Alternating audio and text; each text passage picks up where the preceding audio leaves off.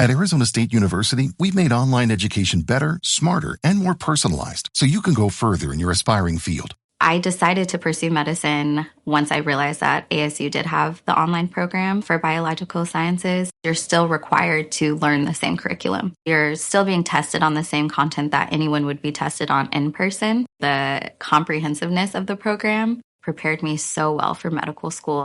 Explore over 300 programs at asuonline.asu.edu. Un vuelo sobre el Amazonas se topó con mal tiempo. ¡Ay, señor! Se cerró todo con una oscuridad como si fuera de noche. Y culminó en desastre. La primera impresión que tuve fue un horrible olor a combustible y a sangre. La búsqueda de respuestas... Tenemos que sacar fotos de todo antes de que desaparezca. Se enfrentó a un singular obstáculo. Se llevaban todo lo que podían. Un lugar del accidente atacado por saqueadores. Ruedas, bombonas de oxígeno, puertas, partes del tren de aterrizaje. Al carecer de pruebas valiosas, los investigadores recurrieron a su creatividad y astucia. ¿Tienes una calculadora? Para descubrir por qué el vuelo 204 de TANS Perú 113 nudos. Se había caído del cielo. ¡Sigue tirando!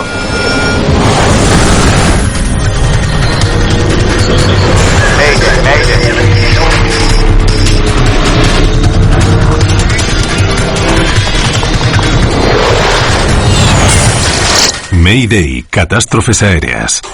Esta es una historia verdadera. Está basada en informes oficiales y testimonios de testigos.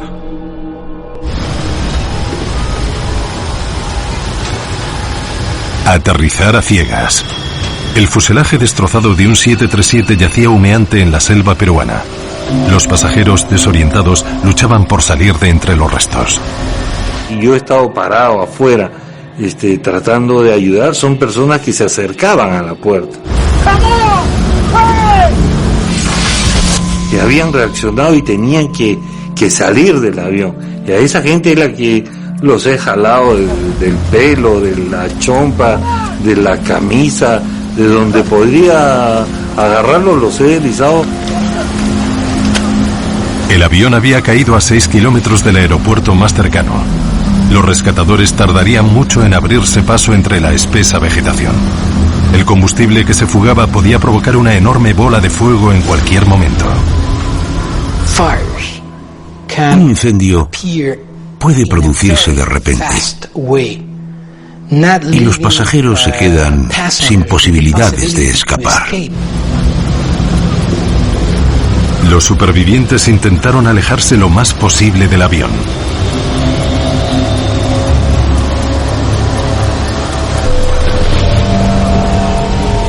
Diez minutos que hemos estado tratando de alejarnos del avión. El avión vuelve a estallar. Solo quedaban restos esparcidos del vuelo 204 de TANS Perú. Un vuelo que hacía solo una hora antes se estaba preparando para despegar de Lima.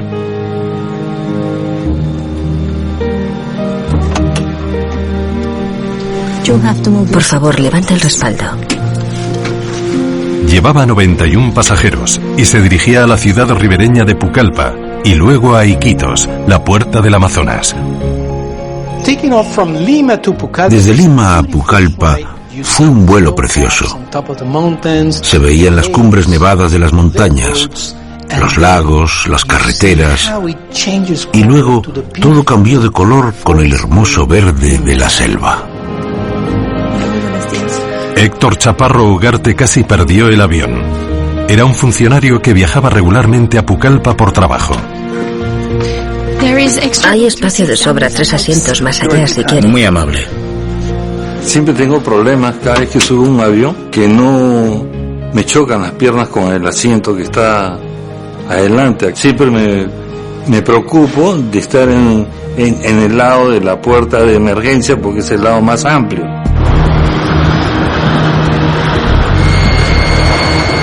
Ese día un antiguo mayor de las Fuerzas Aéreas se encargó del despegue. Gonzalo Chirinos Delgado se estaba formando para ser primer oficial. ¿Listo? Su instructor era Octavio Pérez Palma. Adelante. Antiguo comandante militar, ahora era capitán de línea aérea. Propulsión. Preparada. Los pilotos necesitan tener experiencia. Los pilotos sin experiencia vuelan en el puesto de primer oficial, junto a un primer oficial con experiencia sentado al lado. En ese vuelo, el primer oficial con experiencia era Jorge Pinto Panta, como apoyo para Chirinos Delgado.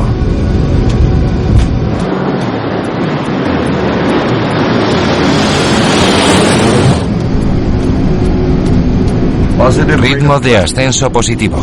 Tren arriba. Empuje de ascenso.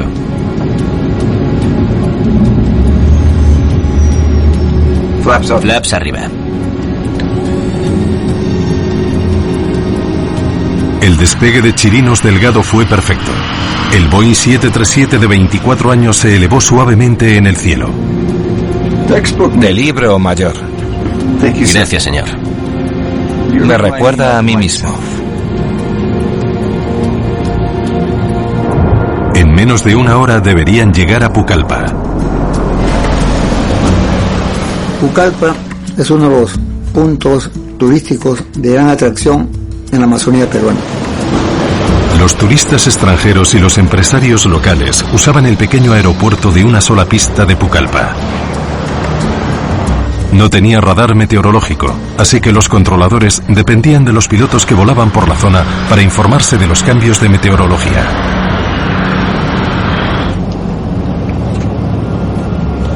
Les habla el capitán Pérez Palma. Las condiciones meteorológicas del vuelo son buenas, pero para su seguridad les agradezco que permanezcan en sus asientos con los cinturones abrochados.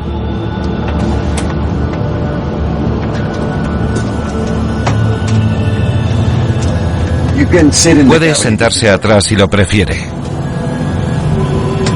Cuando volaban a 10.000 metros, la tripulación contactó con el controlador de Pucallpa para recibir instrucciones de aterrizaje. Torre de Pucallpa, TANS Perú 204. Buenas tardes. Estamos en 303, 174 DME.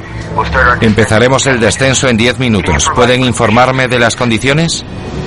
Torre a TANS Perú 204, lluvias dispersas a 3000 en el cuadrante sur. Gracias, Torre de Pucallpa. Se acerca un frente. Lo superaremos.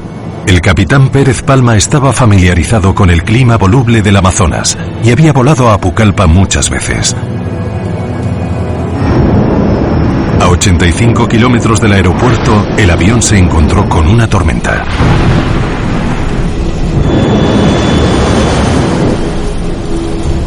No era entendible por qué hemos tenido que entrar en una tormenta de esas, pero sí eran lluvias torrenciales. En Pucallpa había nubes que amenazaban tormenta, pero aún no llovía. TANS Perú 204, Charlie Bravo en cuadrante sur. Inicien descenso final a 500. TANS Perú 204 a Torre de Pucallpa. Gracias, descendiendo a 500. Cuando el capitán fijó el piloto automático en la nueva altitud, otro avión llegó al aeropuerto de Pucallpa. La tripulación informó de las condiciones. La pista 20 de momento parece bien, pero el tiempo está cambiando muy rápido. Sugerimos precaución. Muy bien. Mira, fíjate en ese monstruo. Es enorme, casi como Inglaterra. Podremos pasar por aquí. Ya veremos. A 32 kilómetros. No, eso es demasiado lejos. Mira, aquí está Pucallpa, ¿lo ves? Lo veo. A lo mejor por ahí. No, tenemos que meternos más dentro. A 40 kilómetros de la pista, la tripulación tuvo la opción de volver a un aeropuerto alternativo o regresar a Lima. Vamos a aterrizar. Vale. ¿Pero no vamos al alternativo? Pero Pérez Palma estaba decidido a llegar a Pucallpa.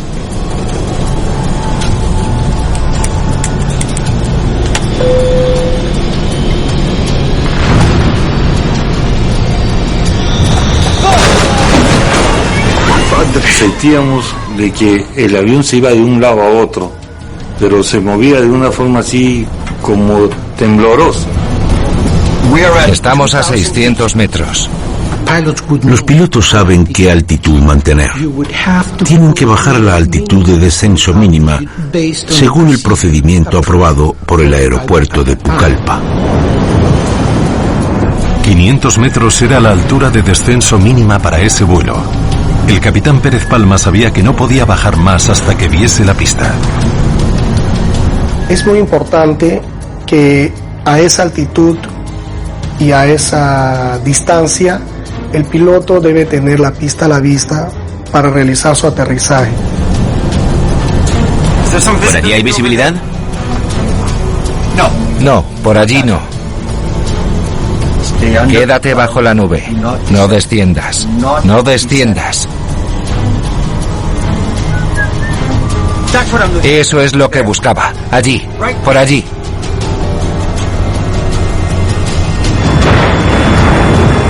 Se cerró todo con una oscuridad como si fuera de noche, siendo las 2:45 de la tarde, y se puso oscuro como si las ventanas estuvieran cerradas.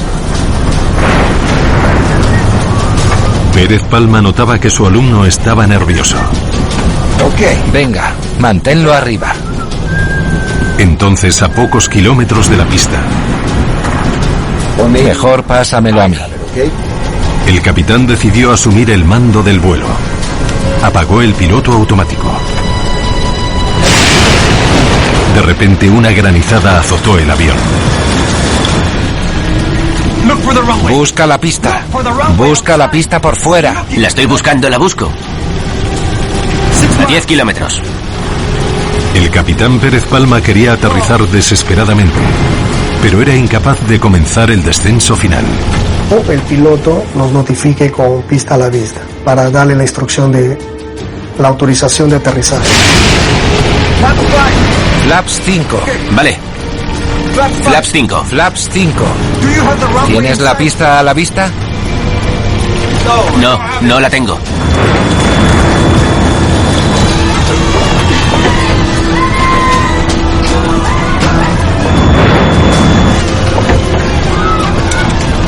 Vino la aeromoza y vino corriendo y se sentó en un espacio vacío. No pasará nada. De ahí ya comprendí que las cosas estaban bastante serias. Di a la torre que confirme la visibilidad al otro lado de la pista para dar la vuelta y aterrizar por allí.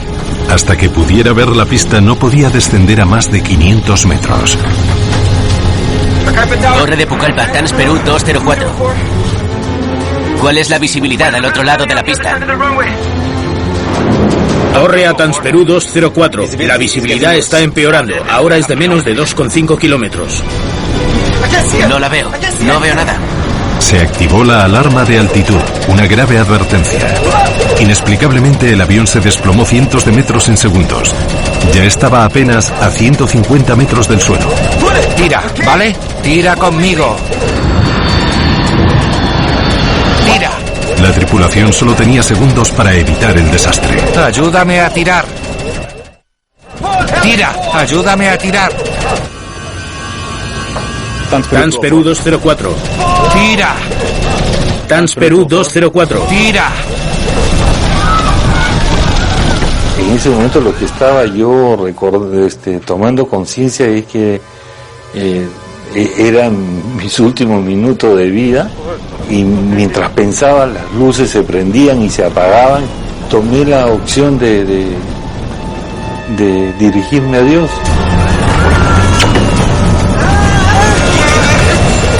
Tira conmigo. Tira. Tira.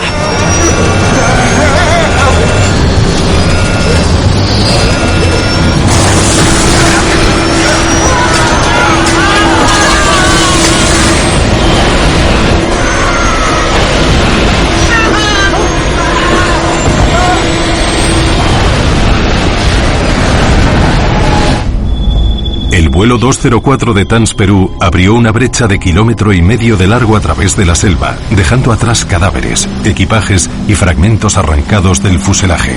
TANS Perú 204, TANS Perú, TANS Perú 204.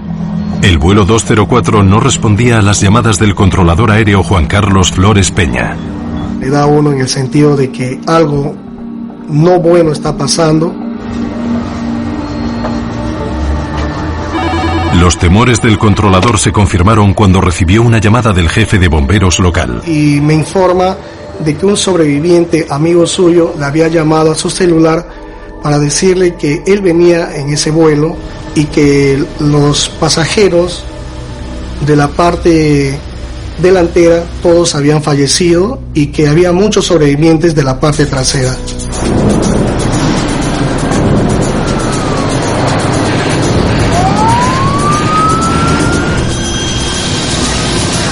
La creciente nube de humo podía verse desde muchos kilómetros de distancia.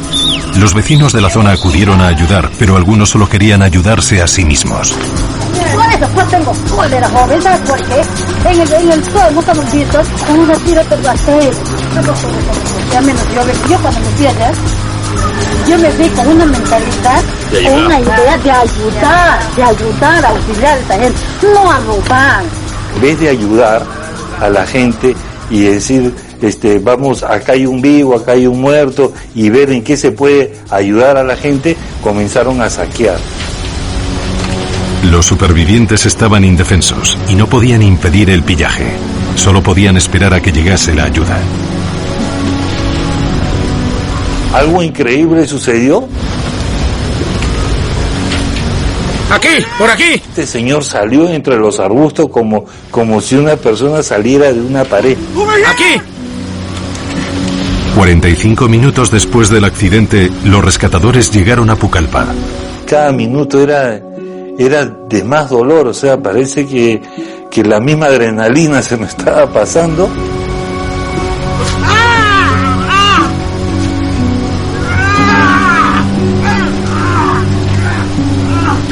Hacia el preciso lugar del... El reportero local Gino Márquez Álvarez fue uno de los primeros periodistas en acudir. Fue algo para mí impresionante el ver maletas tiradas por todos lados, ¿no? Ropa de quienes habían sido los pasajeros. Era la primera vez que había cubierto un accidente aéreo. Indudablemente me quedó marcado, ¿no?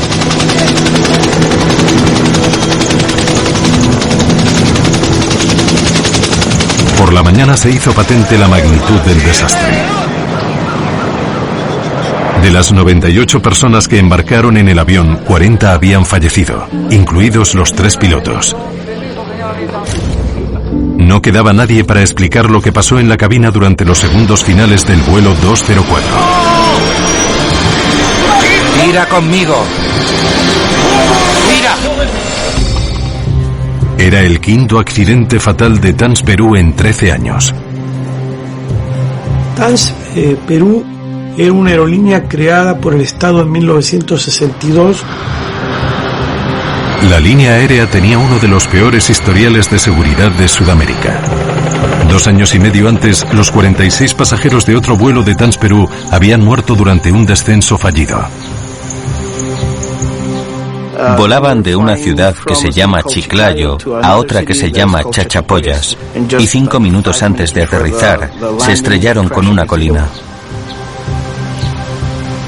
Todos estos hechos hicieron de que se convierta en un hecho periodístico de mucha importancia, una noticia muy interesante y que obviamente llamó la atención. Lo que la gente quería era respuestas. ¿Por qué ocurrió el accidente? Un equipo de la Comisión de Investigación de Accidentes Aéreos de Perú tuvo que responder a esa pregunta. Su responsable era Patrick Frickberg. La primera impresión que tuve fue un horrible olor a combustible y a sangre.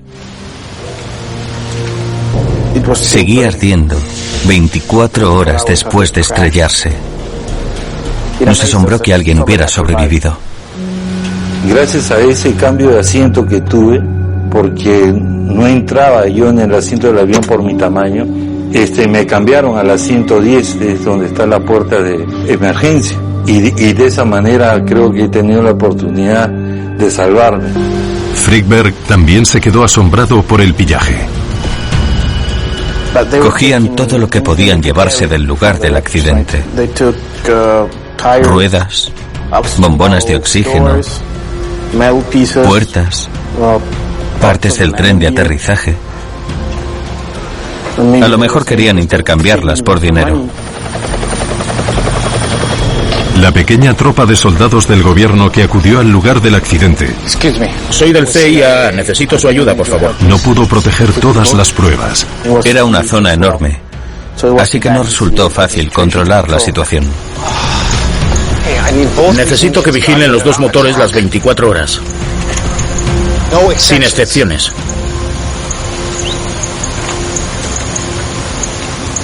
Frykberg tuvo que proteger las piezas más valiosas. Pudimos distinguir los motores, pero todo lo demás estaba muy fragmentado. Tenemos que sacar fotos de todo antes de que desaparezca. Vamos. Y lo que no pudo proteger, intentó documentarlo. Estaban todas las piezas y los mandos de vuelo. Encontramos la cabina, parte de la cabina. Encontramos los asientos. Lo que más nos preocupaba era encontrar las grabadoras de voz de cabina y de datos de vuelo. Mientras un equipo registraba el lugar del accidente en busca de las vitales cajas negras, otros investigadores entrevistaron a los supervivientes.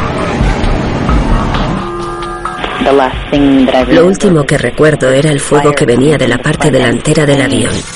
Parecía que los motores estaban fallando. Nunca he visto un granizo tan grande. Los relatos de los supervivientes del vuelo confirmaron el informe de una potente tormenta de granizo que azotó la región. Es enorme. Justo antes de que se cayera el avión. Patrick Frykberg se preguntó si el granizo inutilizó los motores. Pudo dañar gravemente el avión y sus sistemas. Pudo apagar los motores. Es muy peligroso que un avión vuele durante una granizada.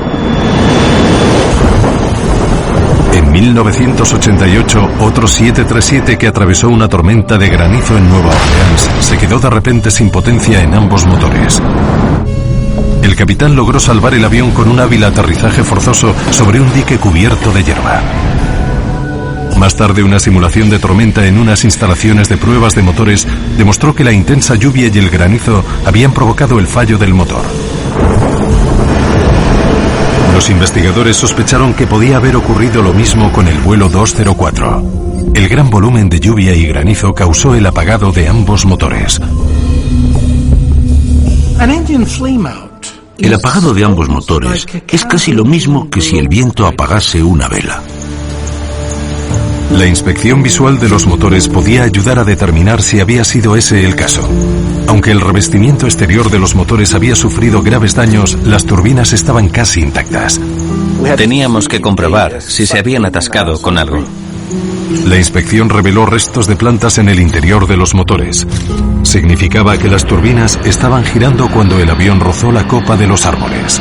Descubrimos que a los motores no les había pasado nada anormal, estuvieron funcionando hasta estrellarse. Era una prueba concluyente. Un apagado de motor no derribó el vuelo 204. No sabíamos qué podía haber causado el accidente. Se renovó la esperanza de encontrar respuestas cuando horas después se halló una de las dos cajas negras del avión. Como Perú carecía de la tecnología para la lectura de sus datos, enviaron la grabadora de datos de voz al NTSB de Washington para que la analizasen. Nos emocionamos porque pensamos que ya teníamos algo con lo que trabajar. Pero la segunda caja negra, la grabadora de datos de vuelo, seguía desaparecida. ¿Hay algún rastro de ella? Me imagino que lo habrá pasado. Seguid buscando. Lo más probable era que se la hubiesen llevado los saqueadores. Cuando vimos que se llevaban muchas pruebas, nos quedamos muy frustrados por no poder controlar mejor el lugar del accidente. Con las pruebas que necesitaban desapareciendo a cada minuto, ofrecieron una recompensa de $500 por la devolución de la grabadora de datos de vuelo. Indicaría cómo estaban los motores y cómo estaban rindiendo los sistemas hasta que se estrelló el avión. Era una información muy necesaria.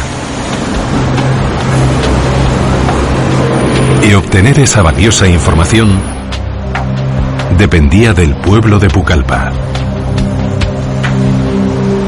Mientras tanto, Frykberg recabó información sobre lo que observó el controlador aéreo de la torre mientras esperaba el aterrizaje del vuelo 204. Es ahí cuando ya le informo al piloto de la presencia del cumulonimbus. Y en el mundo de la aviación todos sabemos ya, pilotos y controladores, que es la nube más peligrosa que tenemos. El controlador avisó a la tripulación de las nubes de tormenta, también conocidas como Charlie Bravo. TANS Perú 204, Charlie Bravo en el cuadrante sur. En Perú, los controladores no tienen autoridad para cerrar un aeropuerto. Comience descenso final a 500 metros. Avisó a la tripulación de que las condiciones se estaban deteriorando con rapidez. Podemos pasar por aquí. Según el Manual General de Operaciones, las tormentas se evitan o se rodean si es posible. El vuelo visual le dice al piloto que en situaciones de no visibilidad tiene que inmediatamente ascender e irse a un aeropuerto alterno. Los investigadores necesitaban averiguar por qué el capitán Pérez Palma había corrido el riesgo de atravesar la tormenta. No, tenemos que meternos más dentro. Tenía suficiente combustible para desviarse a otro aeropuerto. Sospecharon que los orígenes poco habituales de TANS Perú tuvieron algo que ver con su decisión. La línea aérea fue fundada por las fuerzas aéreas y fomentaba un espíritu que entraba en conflicto con los fines de la aviación civil. TANS Perú empezó como una línea aérea militar sin ningún permiso de las autoridades civiles de Perú. Su personal eran pilotos militares retirados o pilotos militares en servicio inactivos. Pilotos militares que tienen otra formación que el piloto civil. Tiene que aterrizar, ya es una orden. Aterriza. El piloto civil de repente tiene un margen más de dudar o de libertad. Y la actitud militar es cumplir siempre la misión. La pregunta inevitable era: ¿Pérez Palma pasó por alto la seguridad y puso en peligro las vidas de sus pasajeros en un malogrado intento por cumplir su misión? Lo conseguiremos.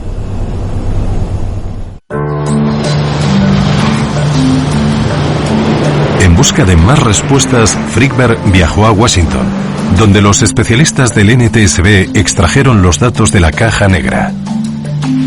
¿Por allí hay visibilidad? No, por allí no. Quédate debajo de esa nube. No desciendas. No desciendas. Solo oigo dos voces. La de Pérez Palma y la de Chirinos Delgado. Se suponía que era una tripulación de 3 hombres, pero solo se oían 2 voces. ¿Dónde está el primer oficial? Busca la pista. Busca la pista por fuera. Pero antes de poder responder a esa pregunta... 10 kilómetros. Hola, soy Patrick. Recibió una noticia de su oficina en Lima. Llamadme en cuanto la abráis. La recompensa ha funcionado. Tenemos la otra caja negra. $500 resultó ser suficiente dinero para un hombre de Pucallpa. Supuso un gran avance para los investigadores. El hombre accedió a intercambiar la segunda caja negra por el dinero de la recompensa. Se creyó que era una buena persona. Si aún funcionaba, la caja negra podía indicar la causa del accidente, al revelar cualquier fallo eléctrico o mecánico.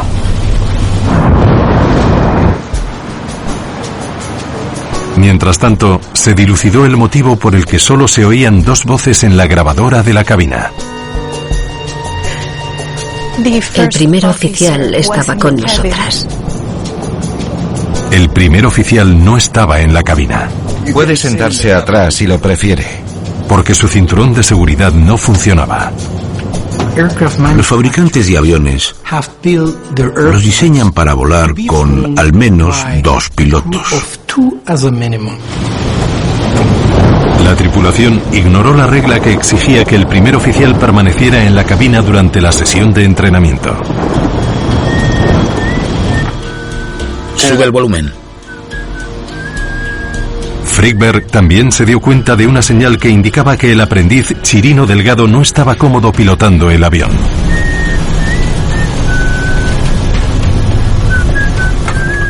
Basándome en otras investigaciones de accidentes, cuando oímos que el copiloto se puso a silbar, nos dimos cuenta de que estaba muy estresado. Busca la pista por fuera. La estoy buscando. Pero la investigación distaba de haber acabado. Empezaba a parecer que el emparejamiento... ¿Bajo el tren? Aún no. De ese capitán. Fíjate en la velocidad, idiota. Con ese piloto sin experiencia estaba abocado al fracaso.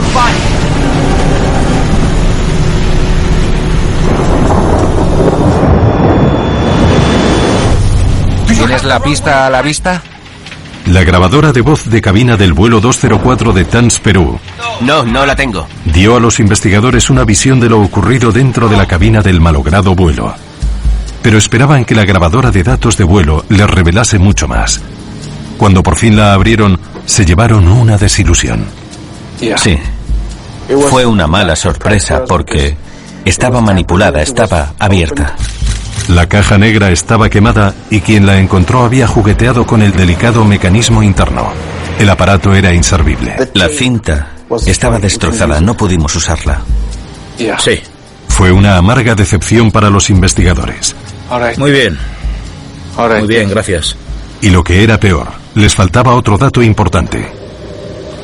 En el caso del aeropuerto de Pucallpa, no tenemos radar.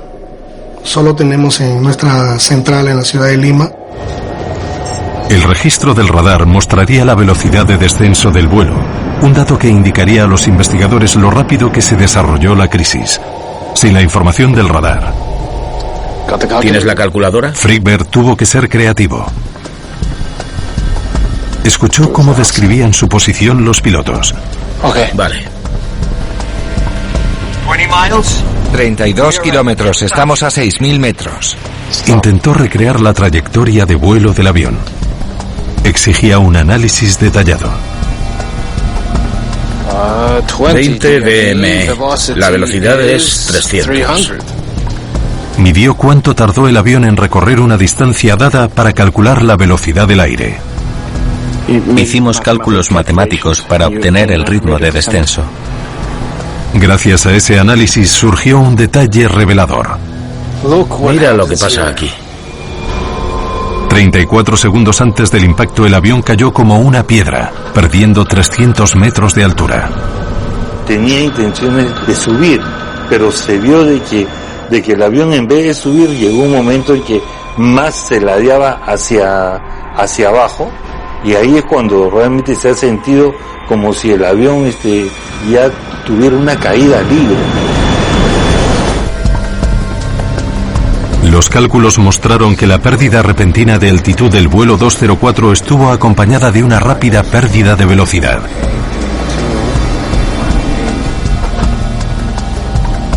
¿113 nudos en solo 38 segundos?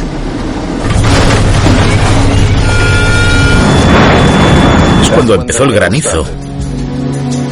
La caída repentina de altitud y velocidad coincidió con la granizada.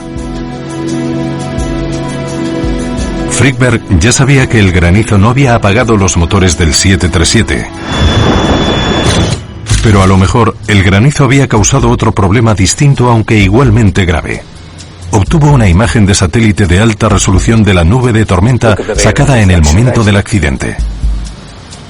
Cuando vimos el tamaño de la tormenta, supimos que un granizo muy grande había azotado el avión. Fíjate en lo que refleja el radar. Es una columna de aire. Dentro de las granizadas hay columnas de aire en rápido movimiento con corrientes hacia abajo.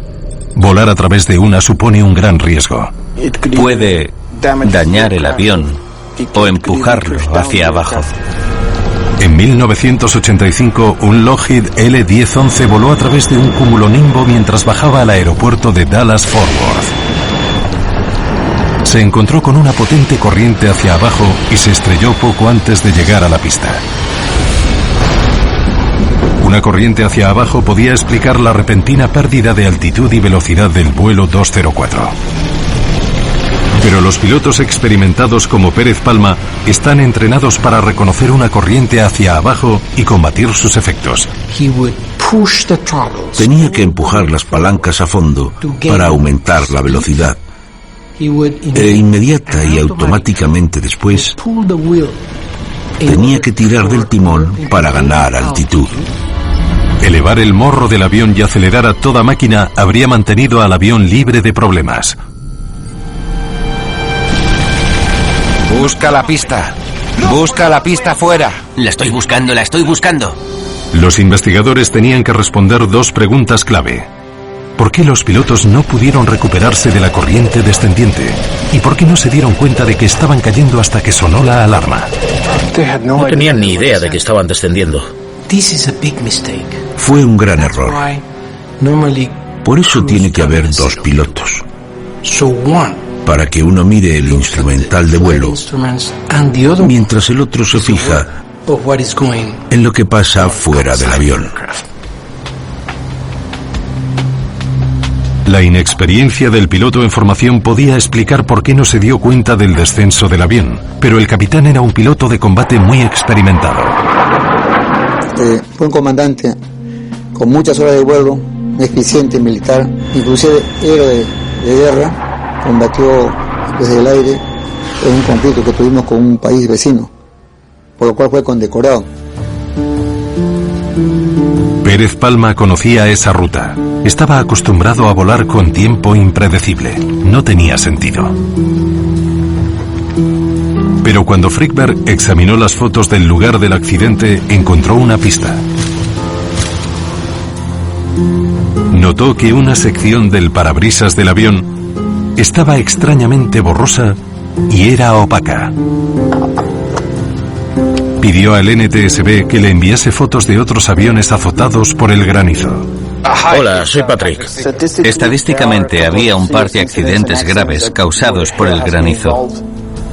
Las ventanas de las cabinas están hechas de múltiples capas plásticas y acrílicas unidas. Son extremadamente gruesas y fuertes, pero en casos aislados, el granizo puede agrietar las capas exteriores del parabrisas, creando una textura borrosa a través de la cual es casi imposible ver. Los investigadores concluyeron que momentos antes del accidente... Busca la pista fuera. La estoy buscando. Los pilotos estaban volando a ciegas. La columna de granizo resquebrajó las ventanas delanteras del avión, así que los pilotos no podían ver la pista. ¿Tienes la pista a la vista? Incapacitados por la ventana dañada... No la tengo.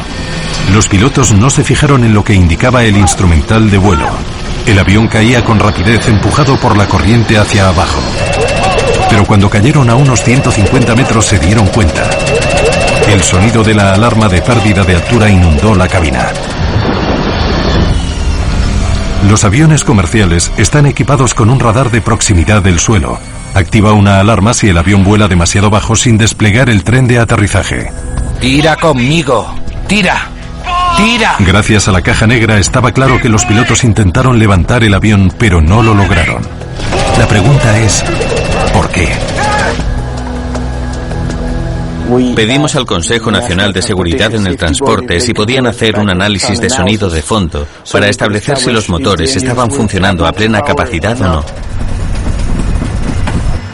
Busca la pista. Uno tras uno se identificaron y eliminaron los distintos sonidos de la cabina. Esos son los motores, ¿no? Si los pilotos estaban intentando ascender, los motores deberían hacer mucho ruido al acelerar, pero los investigadores no lo oyeron. No están acelerando. Se oía una frecuencia constante hasta el final. Parecía que los pilotos no lograron hacer lo único que habría salvado al avión. seguir el procedimiento estándar y acelerar para superar el peligro. Frykberg necesitaba averiguar por qué habían cometido ese error tan fundamental y revisó los acontecimientos que condujeron al accidente. Una tormenta perfecta de sucesos improbables y errores trágicos.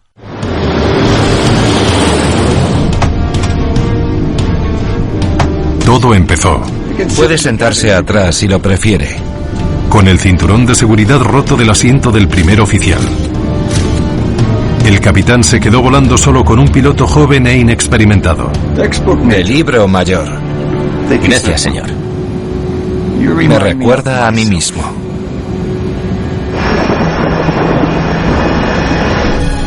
Mira qué monstruo. El capitán Pérez Palma juzgó mal la tormenta. Podemos pasar por aquí. Y la atravesó volando.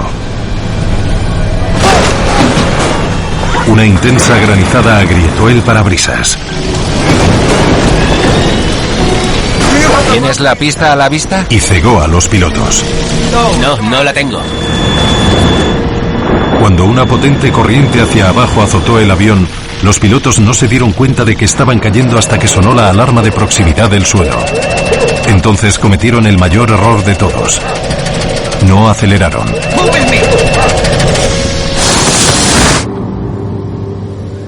Los investigadores concluyeron que lo ocurrido era el resultado de una decisión crítica tomada momentos antes por el capitán Pérez Palma.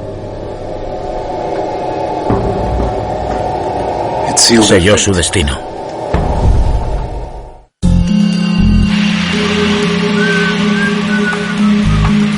Muy bien, manténlo arriba. Los investigadores analizaron una decisión crítica tomada por el capitán del vuelo 204 menos de un minuto antes del accidente. En el último momento tomó el control. Cuando empezó a perder la confianza en su copiloto. Mejor lo hago yo, ¿vale? Asumió el mando y se convirtió en el piloto del avión. En ese momento, Chirinos Delgado pasó a ser primer oficial. ¿Bajo el tren? Aún no. Los pilotos intercambiaron sus papeles. Fíjate en la velocidad, idiota. Ambos parecían confusos por la transición. Date prisa con los flaps. Pasó a ser tarea del copiloto supervisar los cambios de altitud. Flaps 5. Vale, flaps 5. Pero las exigencias del capitán le distrajeron. Los dos pilotos nunca pueden mirar fuera a la vez. Nunca. Uno de los pilotos siempre tiene que estar mirando el instrumental. No la veo. No veo nada. Tira. Venga, tira conmigo. Aunque ambos pilotos intentaban levantar el avión, es probable que ambos asumieran que el otro daría el segundo paso crucial necesario para superar el peligro: acelerar los motores al máximo. Los pilotos tienen ya mucha confianza, ¿no? Tienen mucha autosuficiencia. Están acostumbrados a que no pasa nada. Lo conseguiremos. Se puede llamar indisciplina, falta de observancia de las reglas. Pero eso fue lo que ocurrió. Cuando los investigadores examinaron el accidente de TANS Perú que había ocurrido 2 años y medio antes, descubrieron un hecho sorprendente. Las recomendaciones del accidente de Chachapoyas no se implementaron bien en el accidente de Pucallpa. El vuelo 222 de TANS Perú a Chachapoyas también se había estrellado antes de aterrizar por muchas de las mismas razones, sobre todo por no seguir las reglas visuales de vuelo. Violó las reglas de vuelo visual. En ambos casos, estas violaciones originaron 2 trágicos accidentes de aviación.